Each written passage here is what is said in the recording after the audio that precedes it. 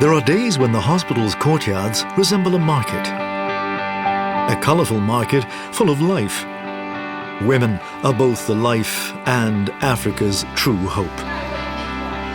Most of the primary healthcare educational sessions are focused on them because emancipation comes through knowledge.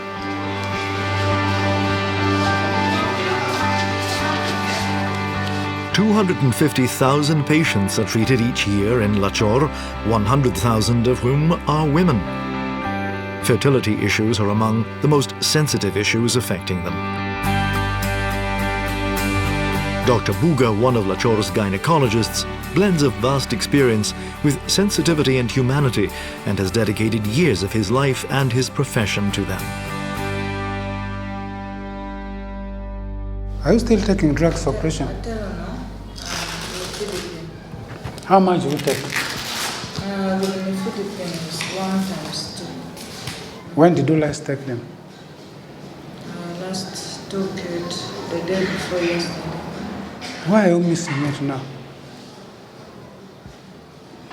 So see, your pressure is very, very high. Unless you take care of yourself, no one will take care of you. Pressure is very bad, by the way. You better take care of this pressure here. You have drugs, swallow them. You have the drugs, swallow them.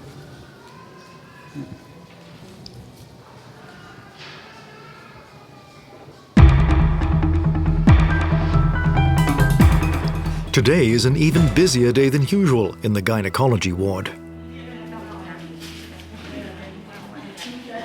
What's your name? Apio Stella. Apio Stella. Apio Stella, you're most welcome. This is Gyne Ward. How old are you?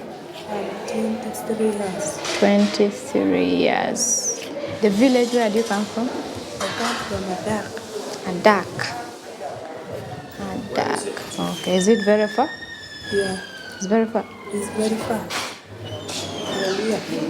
Nine. Well, this is a young lady with an unfortunate situation. She has been pregnant 4 times before, and she has had abortions in the second trimester for all the pregnancies. So she doesn't have any child alive. Is this your first time to come in Lacho? Yes, it's the first time. Your first time? Yes. Okay. What brought you here?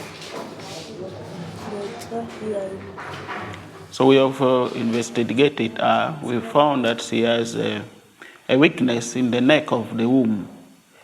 And that's why when she gets pregnant, the baby grows inside, but at a certain moment, the baby comes out because she has a weakness in the neck of the womb.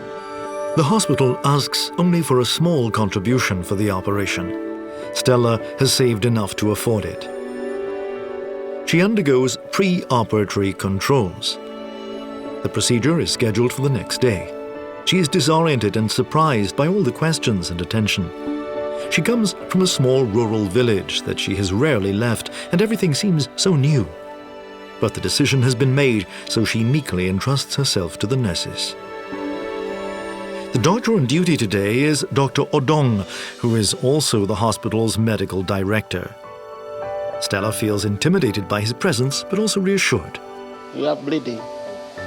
Now, you are bleeding. Blood is coming, not blood. Okay. This is your second husband. You are pregnant with him for the first time. What happened to the first husband? Left you? Why? You separated. It's a very big problem not conceiving in African context.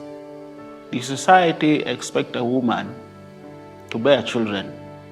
So if a man marries a woman, the major purpose is for her first to help her at home, but the major one for the community around is produce children. So imagine a woman who is married and cannot bear children. She becomes an outcast in that community. Often, the husband is forced to send her away or will be forced to marry a second wife. So we want to take you to theater because we know why you have been losing the babies is because the neck of your cervix is open. is weak. So we need to put a stitch, and that stitch will stay until the baby has grown to about 8-9 months. Then we shall remove the stitch. You should be able to have normal delivery.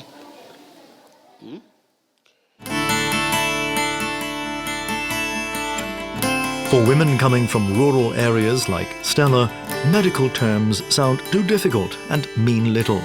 But it's reassuring to know that someone will look after them. About 60% of our women still give birth unassisted. That means in the community without the help of the health workers.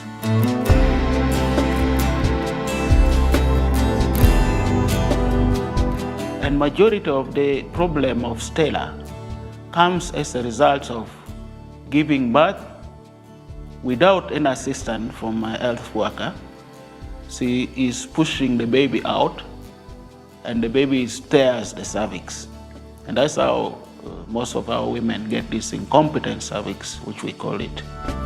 Issues that in the West are easily solved become enormous here due to the lack of resources. If they had money, after an operation like this, we will advise them to go for artificial fertilization. But they don't have anything. They are poor. As I said, one circle alone is around 20 million, which average woman here, average family here cannot afford.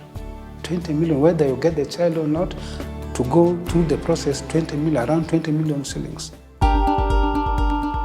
20 million shillings are more than 6,000 euros, an inconceivable sum here. The staff at Lacor do a great job with the few available resources to help the hundreds of women who are treated for fertility issues each year. Cultural issues are also faced because traditional practices are still very popular and often conflict with medical care. Dr. Bayo is a very respected gynecologist. He understands his patients' fears. Yesterday he met Ruth for the first time. She's 34 years old and has one child, but has not been able to conceive again. Her surgery involves some risks, but she's determined. She's been saving money for a whole year and travelled 100 kilometers and has no intention of turning back. What if you grow another fibroid? It will be done also. No, we don't do. If I develop another one, I will offer the uterus to be removed. Because why me to be developing it one at a time? No, but when you have a fibroid and you take out that fibroid, the chances of it growing again are actually there. Why are you creating fears in me? I'm not creating fears in you. I am just telling you let me tell you. This thing is working on me seriously. What happens? I don't sleep. I don't work. My work is just to sit. Instead, I'm overworking the children now. Ruth, too, will have her surgery tomorrow. Dr. Bayo has been clear the success rate is low, but he has promised to do his best.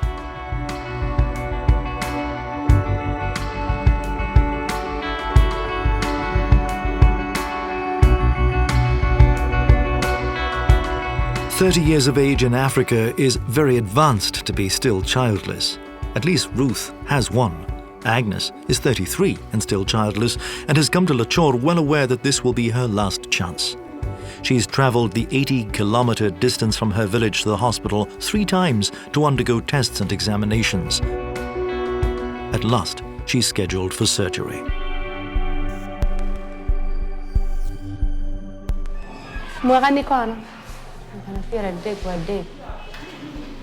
Agnes Gipato has a problem of failing to get a child. She has been married for 10 years. In these 10 years, he was married to 2 men. The first ones he married, they separated because of lack of having a child. Then she's now with the second man, in the second marriage.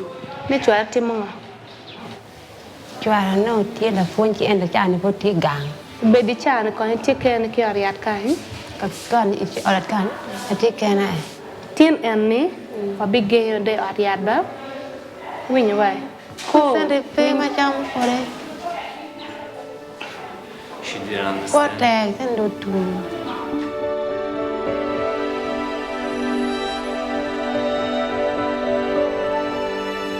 Many of them are desperate, like Agnes Gibato. It is a desperate case.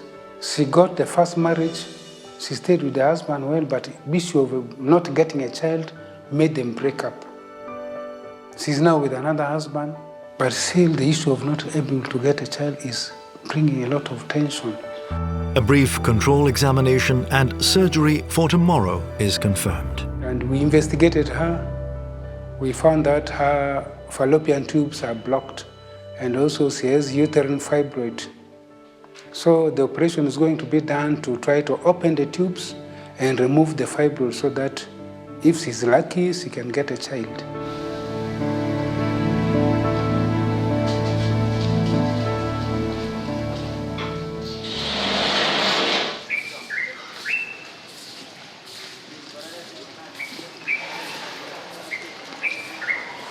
The new day is like many others for doctors and nurses in the gynecology department. For Agnes, Ruth, Stella, and the other women, though, this is the most awaited day. Their eyes reflect their fears and hopes as they go through the routine preoperative procedures.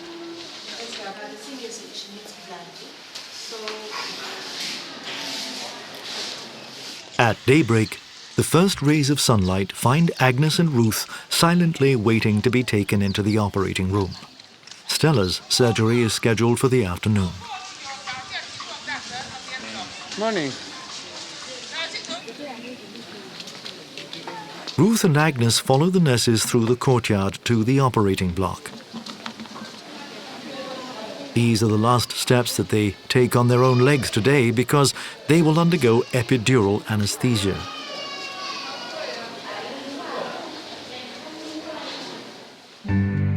There's one waiting room for the 6 operating rooms. Ruth and Agnes sit and silently wait for their turn, feeling both calm and tense at the same time.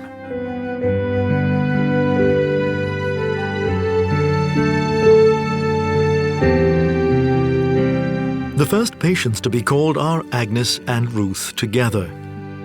The surgeons and the rooms are ready. The operations should not be complicated, but unexpected problems can arise. Dr. Buga feels very responsible towards Agnes. It is the last chance for her because if you try and find we have opened the tube and she cannot get a child, there's nothing like maybe going for in vitro fertilization where she will benefit from. For her, it is the last chance. Agnes is aware of it. Just before the operation, she asks to be allowed a moment to pray. Hers and Ruth's procedures are similar. In the West, they would usually be carried out laparoscopically, a minimally invasive technique. Here, resources are too limited, and the surgeons will have to use the traditional access and incise the patient's abdomen. However, Dr. Buga knows that for Agnes, the chances of conceiving will not be high. But the percentage is very, very poor. The general overall percentage, we have not done specific studies in our local environment here, but taking general, the general percentage is below 50%. Getting a pregnancy is below 50%. It can even go as low as 15%. Luckily, both operations run smoothly. Agnes is more worried and follows the movements of nurses and doctors, trying to interpret their every word and gesture.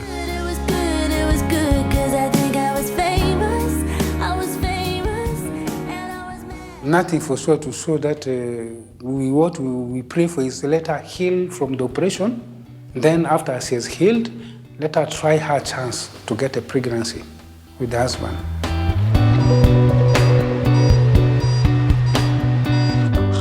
After about 1 hour, surgery is over and seems successful.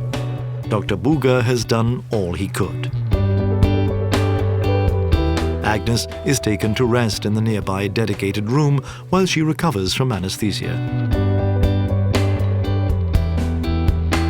It was successful. We managed to open the tubes. But we shall say it is successful when the results come out.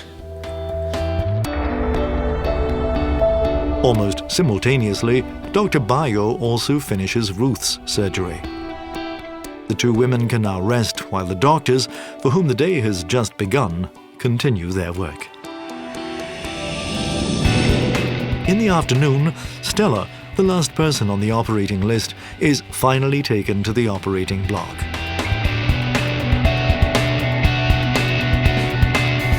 Until the last minute, she'd feared being postponed and having to stay for another week. This would have been a big problem since she hasn't enough money. Our major problem is they come late, but Stella has come early enough, and we think the success is over 90%. Despite his weariness, the surgeon is again Dr. Buga, but the procedure is a simple one, and within half an hour, Stella's pregnancy is made safe. So we'll have a baby, and next time, unfortunately, she will need a stitch again when she becomes pregnant.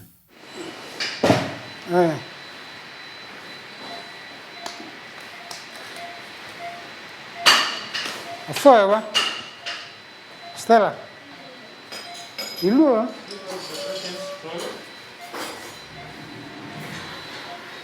Luru kadang.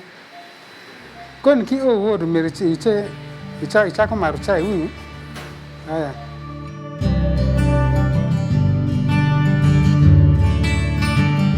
It's almost evening when all the operations end. Everyone can relax and rest. The surgeons, the nurses, and Stella, who's taken back to the ward for a post-operative checkup.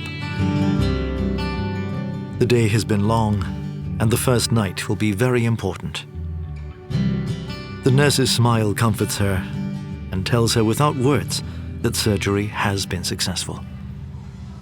The following day, Agnes wakes up in pain. She feels sore and anxious. Solidarity in the ward is very strong, and her roommates care for her while they all wait for the nurse to come and the first ward rounds to start.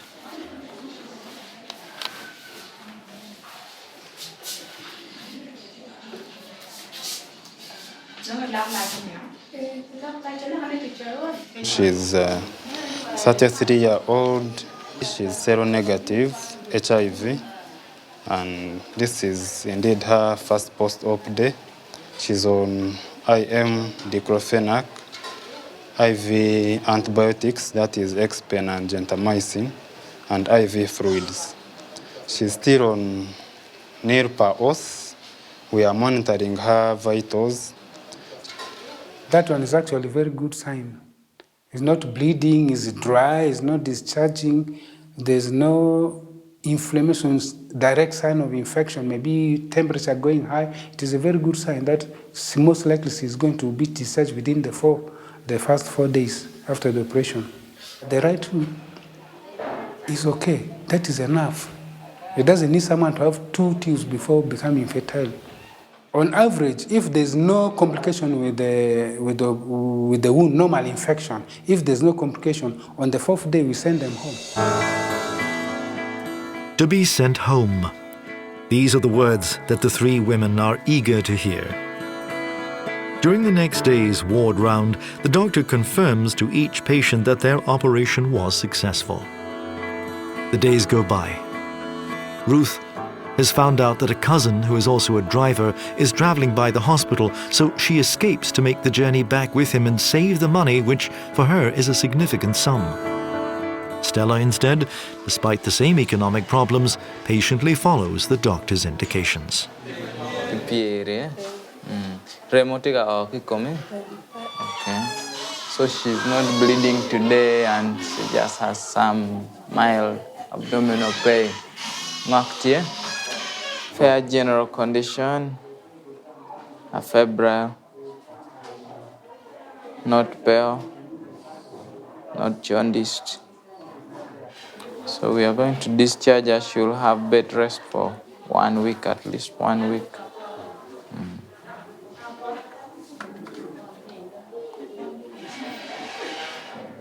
Stella almost can't believe it. She can go home. In the next room, Agnes too is about to receive her own good news, which Dr. Buga wants to deliver personally. Otherwise, the general condition is okay. She's a febrile, She's not anemic. No sign of dehydration. The wound is healing well. There's no induration of the wound. Dr. Buga tells her the good news and explains what she will have to do during the next few days. Rest, eat, and drink, possibly with someone's help. Agnes says that her sister, who has just arrived at the hospital, will look after her.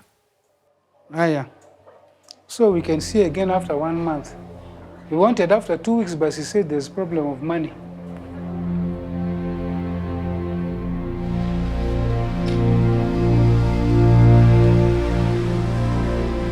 Agnes is very happy now. She hoped to leave, but feared there might have been problems. The last hours go by quickly as she waits to be discharged. While her sister goes to get the drugs at the hospital pharmacy, she gets ready for the journey back. When everything is finally ready, she greets the many friends who offered help and support and leaves the ward where for a few days she felt almost at home.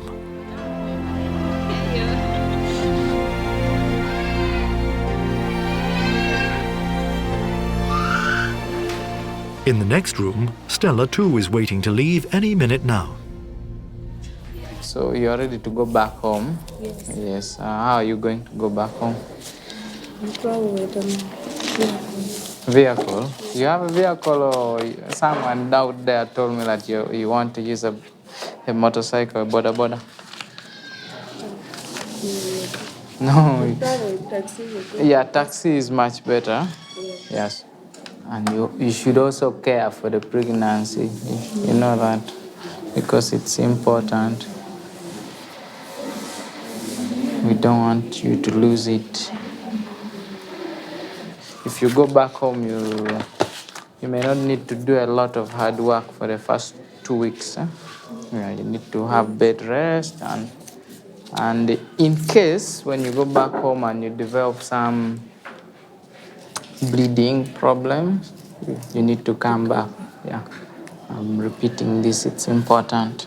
Yes, if you have fever or some discharge which smells bad, you also come back. Yes? Dr. Boniface still hasn't finished writing, but Stella is already calling her mother, who arrived the night before, to tell her to hurry. They can leave right away and can maybe find a taxi that will take them home before night.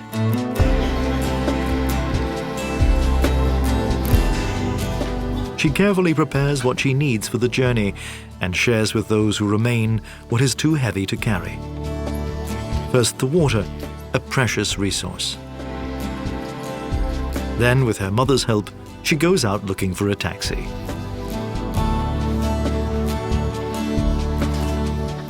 Well, I think the reason why we are here is to help the women. And if a woman comes and we sort out our problems, she goes back to the community and she's accepted, we feel very proud. And that's why Stella, I'm sure, will always come back to this hospital, even for subsequent pregnancies. Today is a lucky day for Stella. A shared taxi that is going in the very direction of her village is almost full and ready to leave. The journey will be hard, but she knows she's made the right choice.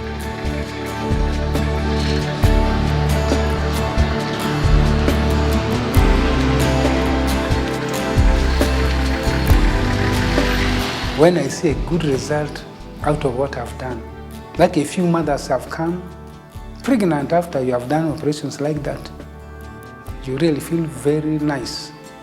And when the child is not delivered alive and you see the child running around, you feel nice. A few have come. Agnes too has a difficult and tiring journey ahead of her. Not so much the taxi journey, but the one of becoming a mother. The uncertainties lying ahead are still many, but the journey has begun. As the saying goes, no path leads to a barren tree.